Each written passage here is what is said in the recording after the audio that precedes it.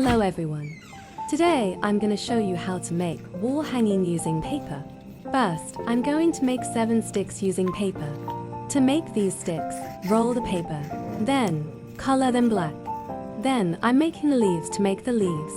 We need all shades of green and yellow. Cut all the papers in the shape of leaves. Now I'm making the flower. To make the flower, we need red or pink colored paper. To make the flower, first I'm going to fold the paper and then cut it in the shape of petals. We need 4 of them.